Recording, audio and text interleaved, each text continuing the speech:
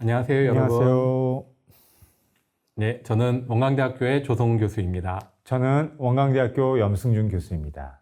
네, 저희가 이제 팀티칭으로 강의를 열심히 해왔습니다. 마음치유, 잃어버린 나를 찾는 길. 이 강의를 거의 이제 막바지에 왔는데요.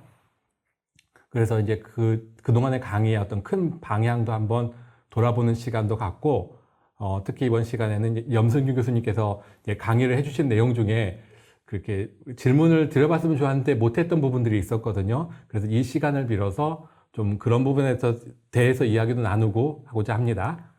예. 그래서 이제 제가 질문을 몇 개를 뽑아왔는데요. 예. 준비되셨나요? 예, 준비됐습니다. 네. 굉장히 강력한 질문이 나가시겠습니다. 예.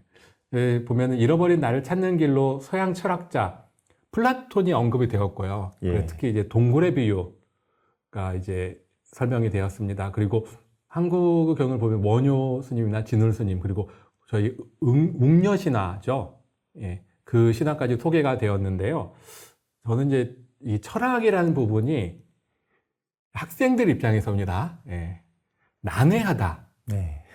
뭔 말인지 모르겠다. 예. 이런 부분들이 사실 많은 것 같아요. 그래서 철학은 왜 난해할까?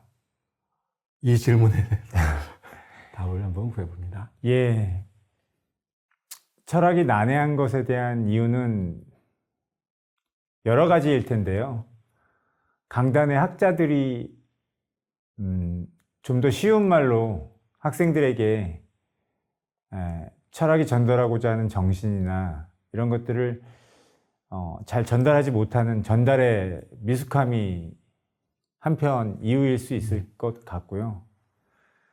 그래서 만약에 난해했다라고 한다면 저희가 이번 수업을 준비하면서 교환을 짜고 대본을 짜고 그렇게 했는데 그래도 학생들에게 교환을 준비해서 강의를 마련했기에 어느 정도 제가 전달하고자 하는 것들이 잘 전달되지 않았을까라는 기대도 있었습니다. 근데 학생들과 오프라인에서 만나지 못하고 온라인 상황에서 가령 강의실에서라고 한다면 손을 들고 질문하는 학생들도 있었을 텐데 그런 것이 없어서 저희 강의 내용이 어떻게 전달되었는지 혹시 난해하지는 않았는지 걱정이 되기도 했었습니다. 철학적 내용을 전달하는 전달의 미숙함도 있겠고 또 다른 이유로 인생이 그렇게 간단하지만은 않다. 다시 한번 복습 차원에서 플라톤 동굴의 비유가 첫 문장이 교육의 본질이었거든요. 그래서 동굴 안에서 동굴 밖으로 도약하게 해주는 것이 교육의 본질이었는데 플라톤의 스승인 소크라테스가 자신을 묶고 있는 사슬을 풀어나가고 그 거친 험난한 과정을 통해서 선의 이데아를 보기까지의 길은 무척 어려웠었습니다. 일단 자기 자신을 객관화해야 했고 어떠한 오류 가능성도 배제해야 했고 또 무엇보다도 자신을 감싸고 있는 어떤 이데올로기나 시대정신이나 어떤 관습 이런 것으로부터 벗어나야 했는데 저는 동굴의 비유를 통해서 철학이 난해하다면 어떤 개념이나 어떤 이론의 문제가 아니라 자신을 가두고 있는 어떤 선입견으로부터 벗어나는 것이 어렵기에 그렇기 때문에 철학은 그렇게 간단할 수 없는 어려운 것이 아닌가라는 생각을 해 보았고요. 그래서 잃어버린 나를 찾는 길로서 대표적으로 그래도 고등학교 때 플라톤의 동굴의 비유는 한 번씩은 대학생들도 배워본 경험이 있을 텐데 그래서 선택했고 그렇다고 한다면 동양에서 잃어버린 나를 찾는 길로 제시하고 있는 것이 서양의 동굴의 비유에 버금가는 단군 신화로 알려져 있는 웅녀 신화에서의 모습인데, 역시 웅녀가 곰이 웅녀 인간이 되기까지의 과정이 어둠 속에서 명상이었고, 또 욕구와 욕망을 조절해야 하는, 통제해야 되는 그런 순간이 있었는데, 역시 인간이 정말 인간다운 인간이 될 수 있기 위해서는 쉬운 문제가 아니었기에, 그런 점에서 철학의 본질의 측면에서 철학이라는 것이 그렇게 간단할 수만은 없고 난해할 수밖에 없는 것은 아닌가, 이런 생각을 하게 합니다. 네. 예, 방금 전에 철학은 제가 왜 난해한가라는 질문을 드려서 사실 어떻게 보면 해명을 하시기 위해서 좀 진땀을 빼시지 않으셨는가, 이런 생각도 가져봅니다. 근데 쉬운 것만은 있지 않은 것 같아요. 세상이라는 게 복잡한 게 분명히 있고 어려운 게 있고, 근데 그거를 극복함으로써 우리가 또 어떤 희열을 느끼기도 하는 거라는 생각이 하나가 들어지고요. 그리고 말씀을 들으면서 이 철학이라는 거에 대해서 어쩌면 그 사유를 계속해서 단련하고 반성하고 또는 이렇게 그렇게 하는 이런 과정들이, 이 운동할 때 저희들 보면은 사실 쉽지 않거든요. 힘들거든요. 예. 근데 힘든데 그거를 한 번 더 하거나 또 바른 자세에서 마지막으로 정말 힘을 쥐어짜 가지고 정말 죽을 것 같은데 한 번 더 하고 뭐 이렇게 하면서 실력을 향상시키더라고요. 근데 그것과 비한다면은 이 어떻게 왜 이리 난해하지, 왜 이리 힘들지 하는 이 자체가 정말 그렇게 쥐어짜는 운동을 하고 있는 게 아닌가. 근데 그러면서 더 깊어지고 성장하지 않나, 이런 생각이 들어져서, 사실 혹시 난해하다고 느끼셨다면은 여러분은 잘 가고 있는 겁니다. 그거 역시. 물론 쉬운 것도 저희가 강의를 잘해서 쉬운 거라고 예, 그렇게 좋게 저희가 생각해 보겠습니다. 예. 예. 그러면 이제 다음 질문을 한번 들어볼게요. 예. 제가 이제 흑백요리사 얘기를 몇 번 했거든요. 강의를 하면서. 예. 네, 교수님께서 이제 조기동의 그 책이 세습 중산층 사회였죠. 이 내용을 이제 강의에 넣어주셨는데, 흑백 요리사도 보면은 흑과 백이 이제 하여튼 구조적으로는 차이를 나고 있죠. 네. 제가 흑백 요리사 잠깐 얘기를 드리자면, 20명이 백 요리사입니다. 80명이 흑 요리사거든요. 80명의 흑 요리사는 처음에 백 요리사를 만나지 못합니다. 80명에서 20명으로 축소가 되죠. 이제 뽑아서 그 20명의 흑 요리사가 이제 그 뒤에 이제 백 요리사 20명과 하면서 경쟁 관계를 다시 갔거든요. 이런 것들도 보면 어떻게 보면 이미 구조적으로 불평등한 구조를 만들어 놓고 시작됐다고도 생각이 되는데, 그래서 흑백 요리사와 한국 사회의 어떤 구조적 불평등을 한번 연결지어서 생각해 볼 수 있지 않을까. 네, 그래서 어려운 질문을 또 드려봅니다. 예, 좋은 질문 감사합니다. 저는 첫 시간에 현대사회의 치유라는 주제로 여러분들에게 강의를 했고, 몇 명의 거인들의 어깨 위에서 한국 사회 또 세계의 자본주의 문제에 대해서 여러분들에게 소개를 했었는데요. 저는 사실 흑백 요리사 1화만을 봤는데, 사실 저는 큰 기대를 하지 않았는데, 워낙 사회적인 이슈가 되어서 한번 1화를 보자고 봤는데, 사실 저에겐 큰 충격이었었어요. 이렇게 어떤 사회의 어떤 불평등한 구조적인 어떤 계급의 문제를 가지고 이 시리즈를 연출했다라는 것 자체가 굉장히 신선했었는데, 그래서 그 PD가 누구인지까지도 한번 제가 검색을 해봤는데, 연세대학교 에서 교육학을 전공하신 분이고, 흑백요리사가 첫 번째 작품일 정도로 다른 작품은 소개가 안 되고 있더라고요. 그런데 조성훈 교수님이 말씀해 주신 것처럼 흑수저와 백수저를 등장시키고 있어요. 그래서 근데 여기에서는 공정이라는 것이 맛으로, 현실 사회에서는 구조적 불평등이 사람들을 구분짓고 배제하고 만들고 있는데, 여기 이 플랫폼 안에서의 그 경쟁은 맛 하나로 승부해서 흑수저를 벗어날 수 있는 계층 간의 이동이 가능한 플랫폼이었었어요. 근데 그 조기동의 세습중산층 사회에서 1990년대생이 경험하는 한국 사회의 불평등은 그런 사회적 계층의 이동이 불가능하다라고 선언을 하고 있는데, 아마도 우리가 이 흑백 요리사에 그렇게 사회적 이슈가 될 수 있을 만큼 많이 보는 것은 우리가 간절히 갈구하고 있는 어떤 공정, 경쟁에서 실력이 있으면 계층 간의 이동이 가능하고 더 성장할 수 있는 그런 것들이 이 가상의 공간 안에서는 가능하다라는 것에서 사람들은 이 시리즈물을 좋아하는 게 아닌가라는 생각을 했었고 또 거기에 등장하는 분들의 재미도 있었지만 그래서 오징어 게임도 생각이 났고 사실 오징어 게임에서는 그 공정성은 있었던가요? 없었던가요? 잘 생각이 안 나는데 여기에서는 그래도 맛이라는 요리를 열심히 해서 그것이 인정받으면 성공과 성취가 가능한 그런 구조. 하지만 안타깝게도 자본주의 체제 안과 한국 사회에서의 더 이상 그런 것이 불가능하다는 것. 그 안에서 우리가 마음 치유 혹은 치유, 위로, 위안을 얘기하는데 어설픈 위안과 위로가 오히려 90년대생 그리고 그 위의 청년들에게 더 많은 절망과 아픔을 줄 수도 있는 거고 그리고 마르크스 말씀을 드렸는데 아편과 같은 그런 나쁜 치유가 될 수도 있지 않을까라는 점에서 저에게는 흑백요리사 1화가 매우 신선했고 충격적이었습니다. 예. 방금 말씀하시면서 저한테 어떻게 보면 질문을 드린 것 해주신 것 같아가지고 이게 오징어 게임과의 비교랄까요? 그 말씀을 해서 순간적으로 뭐가 차이가 날까? 저도 고민을 했습니다. 그런데 차이를 하나를 발견했습니다. 예. 오징어 게임은 죽습니다. 그런데 흑백요리사는 죽지는 않아요. 하나 큰 차이가 그거고요. 예. 정말 1등 빼고는 다 죽죠. 오징어 게임은. 이제 그런 게 사회의 어떤 그 냉혹한 현실을 말한다면 흑백요리사는 좀 다른 관점을 제시하고 있는데 오징어 게임에서는 1인당 1억이었나요? 그 돈으로 환산돼 있죠. 사실 그 돈을 갖는다는 것은 그 나머지 사람들은 다 죽었다는 거거든요.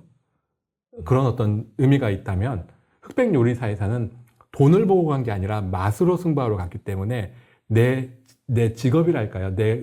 내가 추구하는 어떤 이 상향과 거기에 대해서 평가를 받는 것이라 이게 좀 다른 것 같아요. 예. 그리고 그 평가가 만일 평가가 불만족스러웠다면은 분명 여기에서도 불편함이 있었을 텐데 그 평가가 괜찮았다고 생각이 듭니다. 그래서 이제 평가로 오신 두 분 자체가 한 분은 일종의 업계에서 뭐 이게 자그마한 장사가 아니라 큰 프랜차이즈를 여럿을 거느리고 있는 그런 사람이면서도 본인 스스로 이게 요리사라고는 본인 말하지 않지만 맛있는 것을 늘 찾고 연구하는 분이고요. 다른 한 분은 정말 그 전문가의 요리사라는 전문가의 세계에서 인정받는 그래서 미슐랭이죠. 예. 3스타 미슐랭 그걸 받는 분이라는 것은 인정받는 분이죠. 이런 두 분이 평가를 하기 때문에 맛에 대해서 참가한 분들이 수긍이 되었다. 이게 평가가 객관적이요. 예, 그렇죠. 평가가 좋았다, 공정했다. 만일 흑백 요리사처럼 평가가 공정하다면, 우리 사회에서 부조적인 불평등을 느껴도 평가가 공정하다면은 그런 어떤 불만이나 불평이 적을 것 같은데, 만일 오징어 게임처럼이라면은 불만과 불평이 엄청나겠다는 생각을 가져봅니다. 그래서 여러분은 어떻게 생각하십니까? 이렇게 하면서 저는 오픈 결말로 답을 대체하겠습니다. 교수님 말씀을 들으면서 하나가 더 생각나는데 정말 마음 치유가 되기 위해서라도 한국 사회와 자본주의 사회가 공정이 담보가 되어야 마음의 치유도 가능한 것이다. 그래서 저는 어떤 치유를 개인의 어떤 마음의 문제로 환원해서는 안 되고 사회 구조적인 모순들을 해결해 나가는 공동의 노력이 없는 이상 마음 치유는 아편과 같은 그런 역할로 전락할 수도 있다라는 말씀을 드리고 싶었습니다. 예. 제가 지금 이제 질문을 하나를 더 준비했거든요. 예. 근데 사실은 더 이야기를 나누고 싶은데 더 이야기를 할까? 다른 질문 나갈까 지금 고민하다가 예. 우선 다음 질문 하고 예. 다음 시간에도 대담을 또 이어가거든요. 그래서 여기에서 중요한 부분 하나가 있는데 그 부분을 좀 더 언급은 이건 좀 길게 하면 좋을 것 같아요. 어떤 부분이냐면은 개인적인 마음 공부에 머물러 있을 때의 한계랄까 문제라고 연결이 되는 것 같거든요. 예. 그 부분은 다음 대담에서 한번 예. 세밀하게 파헤쳐 보도록 하겠습니다. 그리고 여기서는 이제 네. 마지막으로 한 문제만 기대가 질문을- 됩니다. 그런 네. 부분에 대해서도. 왜냐하면 조성훈 교수님도 명상 지도자로 활동하고 계시고 또 학교에서도 교수로서 역할을 하고 계시지만 언제나 그 사회적 그 질병과 같은 그런 문제에 늘 관심을 가지고 계셨고 그래서 그런 질문과 대담은 굉장히 흥미가 있을 것 같고 또 기대도 됩니다. 예, 입니다. 그러면은 마지막 질문을 드리겠습니다. 이제 용어, 보통 사자성어와 같은 단어인데요. 공적영지라고 이 언급을 이렇게 강의 중에 들으셨을 텐데, 이게 불교에서는 마음을 공적영지로 이렇게 설명하고 이해하는 흐름이 있습니다. 그래서 이 공적영지, 이 개념 자체가 사실 평소에 듣는 사자성어 같은 그런 단어가 아니거든요.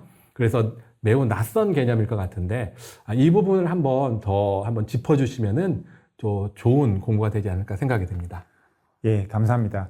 사실 마음 치유, 잃어버린 나를 찾아가는 길에서의 마음을 설명하는 것이 본 수업의 중요한 목적 중에 하나였는데 저는 그것을 그 보조국사 진울 고려시대 한국의 스님이시죠. 대표적인 게 바로 수심결인데 이 공적영지 개념은 그 수심결에 나오는 개념입니다. 그래서 빌공자에 적적하다 할 때 그 적자고요. 그래서 마음이 공적하다라는 건데 사실 마음의 공적은 꼭 불교 철학적인 관점에서 접근하지 않더라도 우리가 다 어떤 모든 일상생활에서 공허함을 다 느끼고 있을 텐데 우리 마음의 그 텅 비어있는 공허감을 통해서로도 이 공적의 경지를 가늠할 수 있다고 생각하는데 저는 수업 때 아마 자기의식과 대상의식 개념을 가지고 설명을 했었습니다. 그래서 대상의식이라는 것은 책상 위에 책이 놓여져 있으면 책상과 책의 경계가 있기 때문에 우리는 책을 책으로 또 책상을 책상으로 알 수 있잖아요. 그렇기 때문에 대상인식에 있어서는 반드시 경계와 구분이 필요하다는 것을 변증법적 인식에서도 또 말씀을 드렸었거든요. 근데 그렇게 우리가 인식하는 모든 대상들은 항상 구분되어져 있고 경계지어져 있습니다. 제가 지금 이 영상 스튜디오에 있는데 이 영상 스튜디오의 위치는 4층인데요. 제가 4층으로 올라올 수 있는 것은 3층과 5층의 구분이 있기 때문에 4층이 어딘지를 알고 찾아올 수 있잖아요.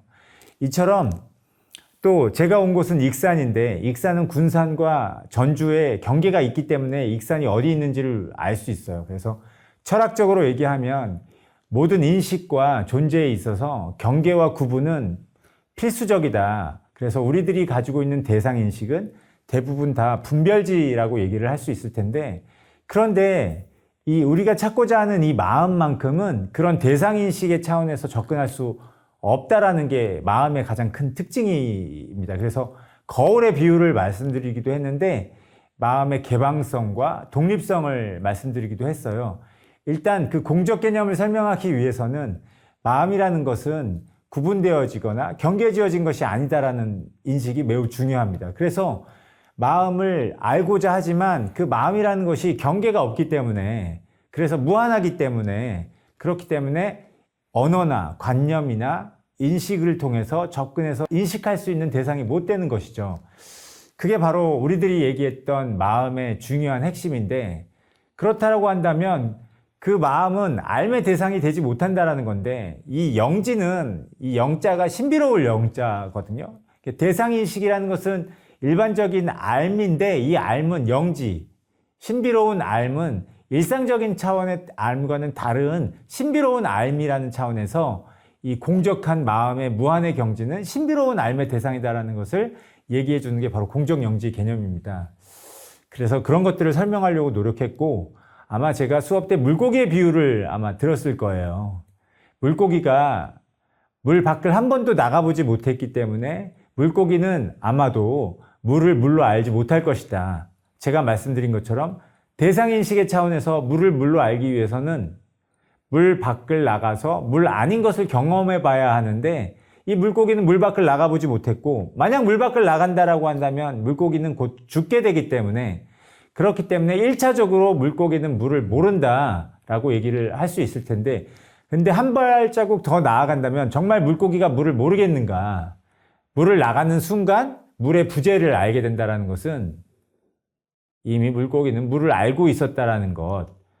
그런 점에서 우리가 우리 마음을, 무한한 우리의 마음을, 초월적인 우리의 마음을 모른다라고 생각하지만 사실 우리는 우리 마음을 이미 알고 있고, 우리가 알고 있는 마음을 가지고 감각하고 지각하고 사유하고 있다라는 건데, 정작 그 마음이 보이지 않기 때문에 없는 것인 양 그렇게 모르는 무명의 차원에서 남아있는 건데요. 사실 그 물고기의 비유를 통해서 물고기는 이미 물을 알고 있다라는 영재 측면을 말씀드리고 싶었던 겁니다. 그래서 한번 더 관심이 있으신 분들은 보조국사 진울의 수심결이라는 아주 짧은 경전인데요. 정말 마음에 관심이 있는 학생들이라고 한다면 한번 수심결을 한번 직접 읽어보는 것도 좋을 것 같습니다. 예, 공적 영재에 대해서 한번 말씀하고 싶은 부분을 한번 최대한 쏟아내시지 않았나 이런 생각이 듭니다. 그리고 진울 스님의 수심결을 말씀해 주셨죠. 그 진울 스님의 호라고 할까요? 이분의 다른 이름이 있는데 모구자입니다. 모구자. 모구 10도송, 모구도 15도 여러분 앞 시간에서 공부했었죠? 그 모구도의 이름 그대로 따서 모구자, 진울 스님이 모구자입니다. 그러니까 이게 마음 공부하고 바로 또 연결되죠. 그리고 수심결은 마음을 닦는 비결이라는 뜻이에요. 말 그대로 이제 마음 공부 책입니다. 정말 마음 공부의 비법 이렇게 담겨 있는데, 이게 이제 굉장히 길지 않아요, 내용이요. 그래서 한번 읽어보시기를 강력 추천드립니다. 그러면 이제 이번 시간의 대담은 이 정도에서 마무리를 하려고 합니다. 그리고 이어지는 저는 이제 명상으로 함께 연결이 될 텐데요. 현재 이제 지난 시간에 이어서 이번 시간도 명상은 그 각 동작을 바로 이어서 하도록 준비가 되어 있습니다. 그 점을 한번 챙겨서 한번 부드럽게 이어서 한 호흡으로 쑥 이어지는 그런 명상을 해보면 좋겠습니다. 그럼 여기에서 대담 시간 마치도록 하겠습니다. 감사합니다. 감사합니다.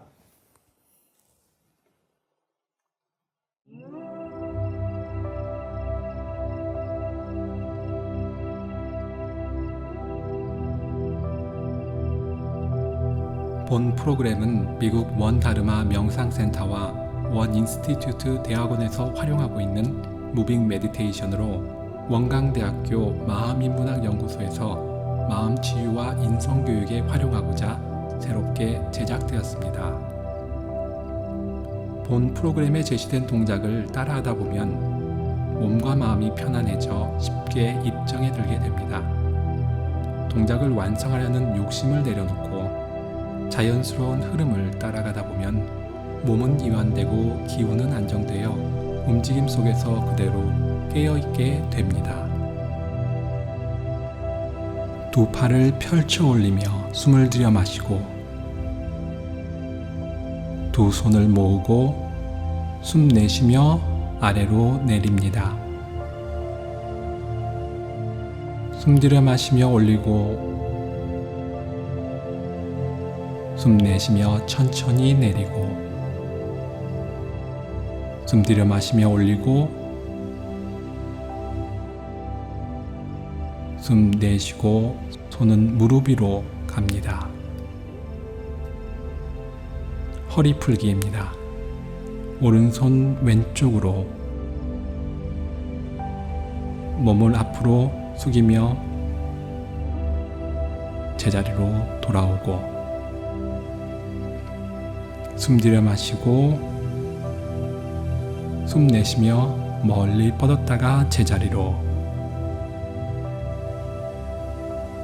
다시 한번 숨 들여 마시고 숨 내쉬며 오른손은 몸 뒤쪽으로,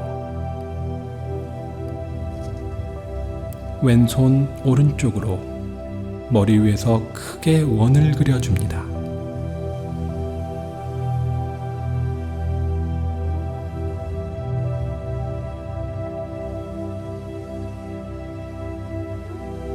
숨 들여 마시며 올리고 숨 내쉬며 왼손은 무릎으로, 뒤에 있던 손을 위로 올리며 숨 들여 마시고 천천히 숨을 내쉬며 제자리로 돌아옵니다. 반대쪽으로도 합니다. 이번엔 왼손이 오른쪽으로 몸을 앞으로 숙였다가 제자리로 돌아오고 숨 들여 마시고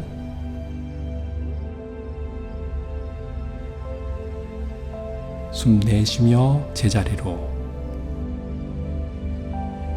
숨 들여 마시고 숨 내쉬며 왼손이 몸 뒤로 갑니다.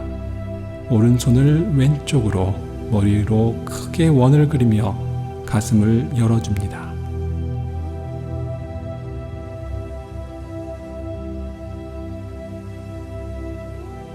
숨 들여 마시며 올리고 숨 내쉬며 오른손은 무릎으로, 뒤에 있던 손을 위로 올리며 숨 들여 마시고 천천히 숨 내쉬며 제자리로. 같은 방법으로 다시 한 번 더 합니다. 오른손을 왼쪽으로 몸을 앞으로 숙였다가 천천히 제자리로. 숨을 편안히 들여 마시고 숨 내쉬며 제자리로. 다시 숨 들여 마시고 숨 내쉬며 오른손은 몸 뒤쪽으로, 왼손 오른쪽으로 머리 위에서 크게 원을 그려줍니다.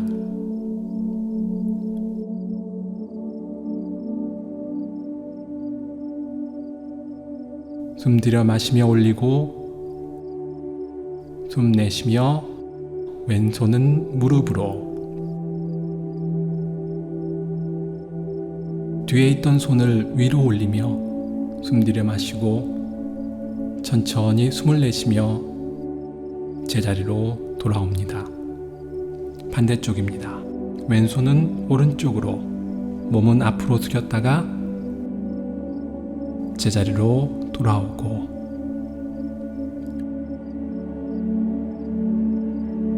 숨 들여 마시고 숨 내쉬며 제자리로, 숨 들여 마시고 숨 내쉬며 왼손이 몸 뒤로 갑니다. 오른손을 왼쪽으로 머리 위로 크게 원을 그리며 가슴을 열어줍니다. 숨 들여 마시며 올리고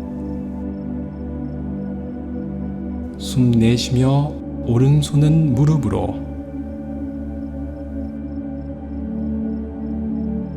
뒤에 있던 손을 위로 올리며 숨 들여 마시고 천천히 숨 내쉬며 제자리로 돌아옵니다.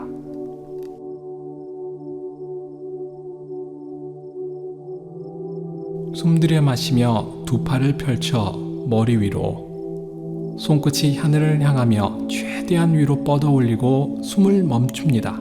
온몸을 긴장하고 숨 내쉬며 긴장을 풀고 팔을 아래로. 다시 숨 들여 마시며 손끝이 바닥을 향하게 최대한 아래로 뻗어내리며 숨을 멈춥니다.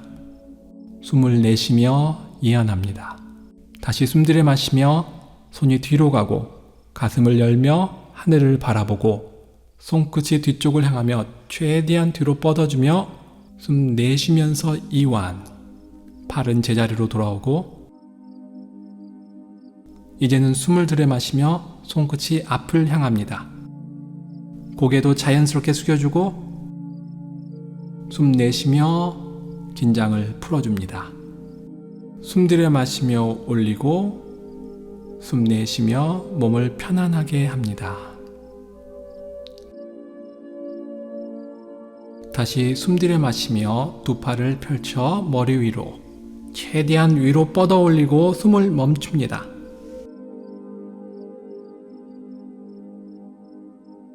숨 내쉬며 긴장을 풀고 팔을 아래로. 다시 숨 들이마시며 손끝이 바닥을 향하게 최대한 아래로 뻗으며 숨을 멈춥니다. 숨 내쉬며 이완.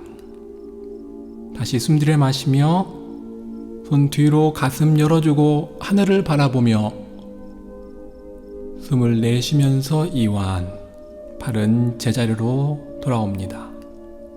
이제는 숨 들이마시며 손끝이 앞을 향합니다.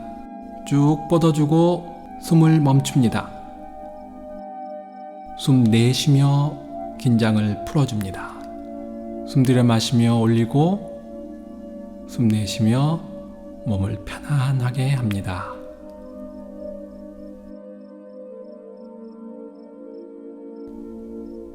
두 손을 가슴 높이로 올리고 숨 들이마시며 팔꿈치를 가볍게 올려 가슴을 열어줍니다. 숨 내쉬며 팔꿈치를 내려주고 숨 들이마시며 팔꿈치 올리며 가슴 열어주고 숨 내쉬며 이완. 다시 숨 들이마시고 숨 내쉬며 손을 아래로 내립니다. 숨 들이마시며 아랫배를 부풀리고 숨을 내쉬며 아랫배를 이완합니다. 숨 들이마시며 부풀리고 숨 내쉬며 이완. 다시 숨 들이마시고 숨 내쉬며 이완합니다. 숨 들이마시며 아랫배 부풀리고 숨을 멈춘 상태에서 내장기관을 위로 쭉 끌어올리듯이 긴장을 풀며 제자리로 돌아오고 숨을 내쉽니다. 다시 숨 들이마시며 아랫배를 늘려주고 숨을 멈추고 가슴 쪽으로 쭉 끌어올리고 이완하며 제자리로 돌아오고 숨을 내쉽니다. 숨 들이마시고 숨 멈췄다가 가슴 쪽으로 쭉 올리고 긴장 풀며 제자리로 숨 내쉽니다. 두 손을 모아 숨 들이마시며 올려주고 숨 내쉬며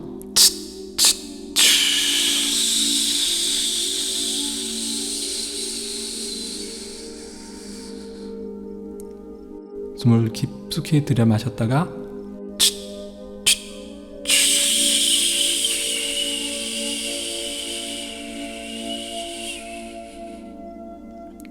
다시 한번 숨 들이마셨다가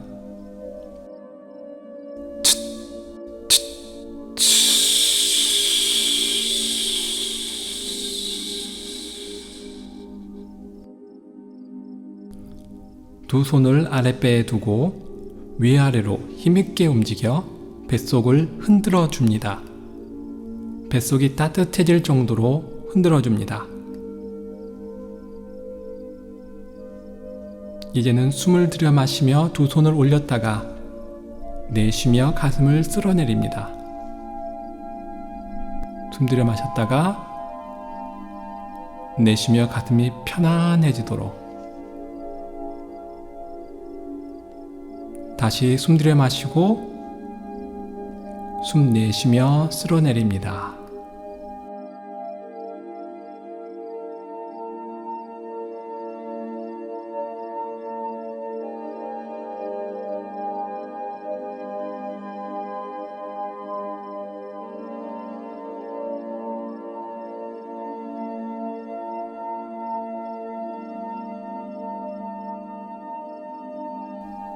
이번에는 원을 그리면서 아랫배와 가슴 아래를 풀어줍니다. 숨을 들여 마시며 위로 올려주고 숨을 내쉴 때 아래로 내립니다. 숨 들여 마시며 올리고 숨 내쉬며 내립니다.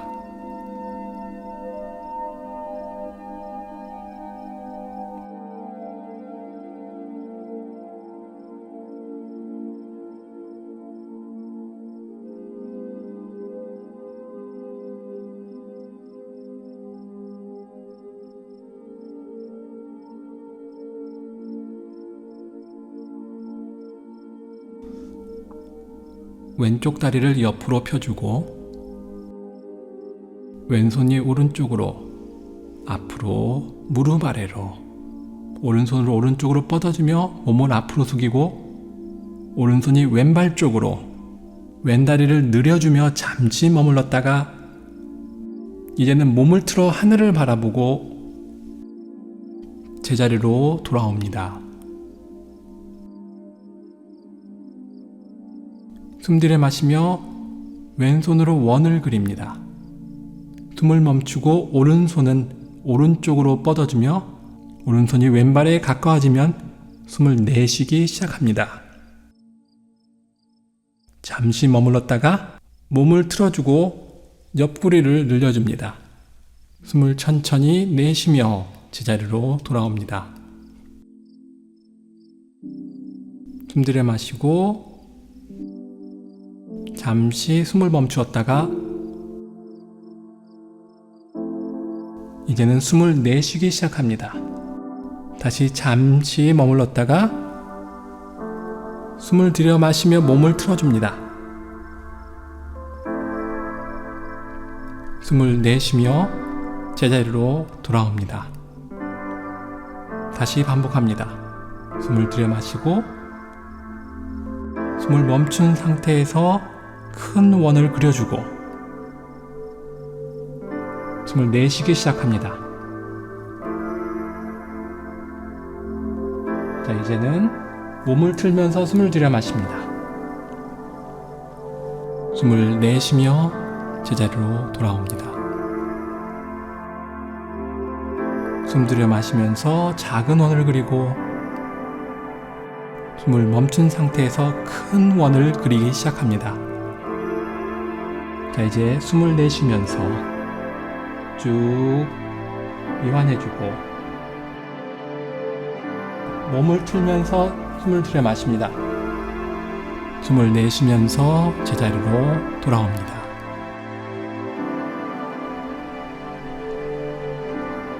이번엔 오른쪽 다리를 옆으로 펼쳐줍니다.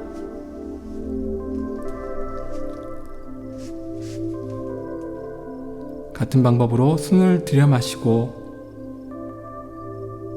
숨을 멈추며 몸을 앞으로 숙여주고 자, 이제 숨을 내쉬기 시작합니다. 다리를 충분히 늘려주고 숨을 들여 마시며 몸을 틀어 하늘을 바라봅니다. 숨을 내쉬며 몸을 천천히 세웁니다. 다시 숨 들여 마시고 숨을 멈추었다가 숨을 편안하게 내쉽니다. 잠시 그대로 머물렀다가 몸을 틀며 숨 들여 마시고 숨을 내쉬며 제자리로 돌아옵니다.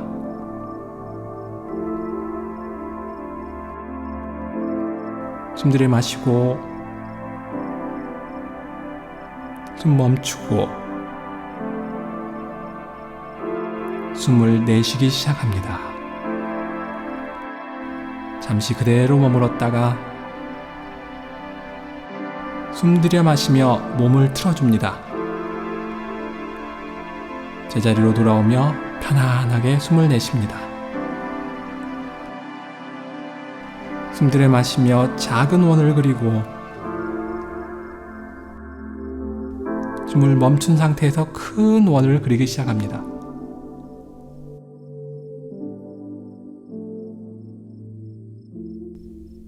자, 숨을 들이마시면서 몸 틀어주고 숨을 내쉬면서 제자리로 돌아옵니다. 한 번 더 합니다. 숨 들이마시고 호흡을 편안하게 멈추고 자, 이제 내쉬기 시작합니다. 잠시 머물렀다가 숨 들이마시며 몸을 틀고 숨 내쉬면서 제자리로 돌아옵니다.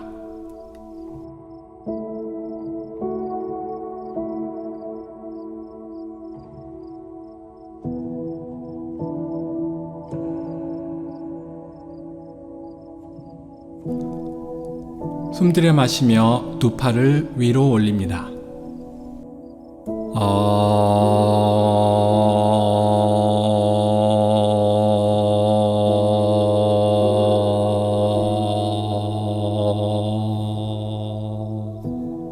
다시 숨 들이마시며 올려주고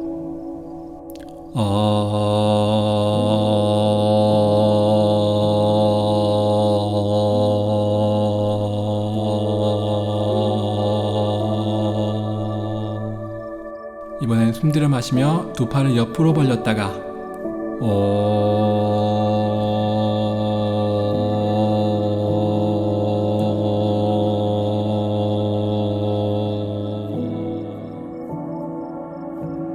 다시 한번 숨 들이마시며 두 팔을 벌려주고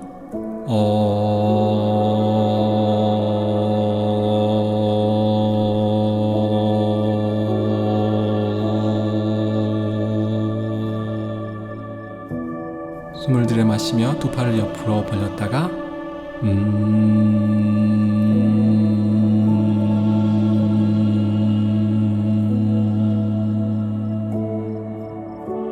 숨 들이마시고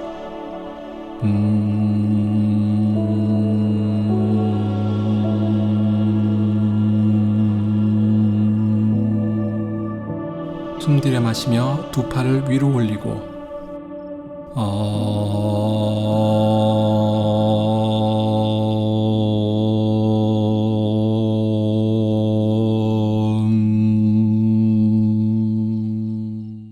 다시 숨을 깊이 들이마시며 두 팔을 위로 올리고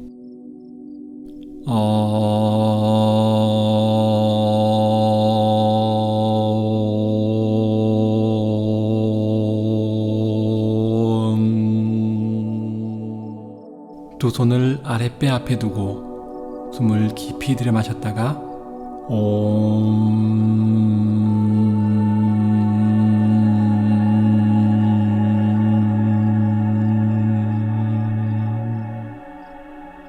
깊이 숨을 들이마셨다가